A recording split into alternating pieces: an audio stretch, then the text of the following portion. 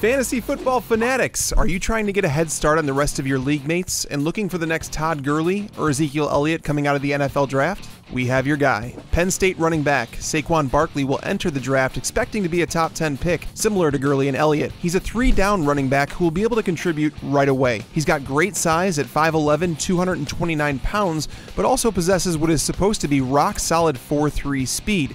Barkley is as close as it gets to a can't-miss prospect. Back in 2015, Michigan State's Malik McDowell said that the best running back that he'd played against wasn't Ezekiel Elliott or Derrick Henry, but was then freshman Saquon Barkley. Showing that he can handle a big workload, he totaled at least 17 touches for Penn State in 11 of 13 games in 2017. When you could find a running back who is built to handle a massive workload and has breakaway speed, you might just have something special. On top of that, he's got soft hands and is capable in pass protection. He racked up at least 33 receiving yards in 9 of 13 games in 2017, highlighting how much he was used in Penn State's passing game plan. In fact, his receiving yardage increased each season while with Penn State all the way up to 48.6 yards per game in his junior season. If you're worried about drafting a running back in the early rounds without seeing him on the field, don't be. In a study we did last year, running backs don't have the age curve of fantasy success that wide receivers and tight ends do. It's why we saw Alvin Kamara, Kareem Hunt,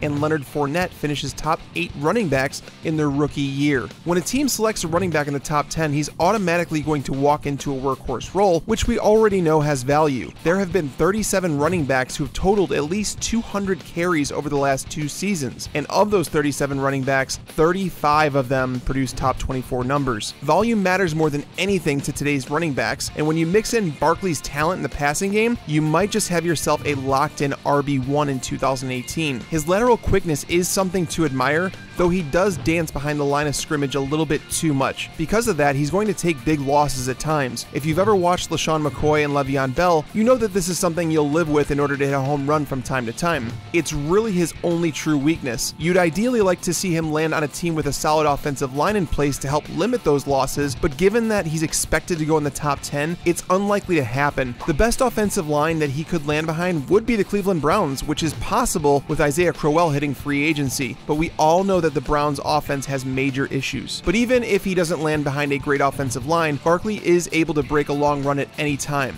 as he had 5 plays of 50-plus rushing yards in 2017 alone. Some teams who could be interested in him at the top of the first round include the Browns, Colts, Jets, and Buccaneers. The ideal landing spot here from a fantasy perspective would be the Colts, as Andrew Luck will likely be back under center, and he's always utilized his running backs in the passing game. If you're one who looks for NFL comparisons, my closest comp would be D'Angelo Williams, who most may have forgot how good he actually was in his prime, despite being in a timeshare for the majority of his career. This comparison is high praise for Barkley, so be prepared to spend a pick in the top 2 rounds in order to get him this upcoming fantasy season.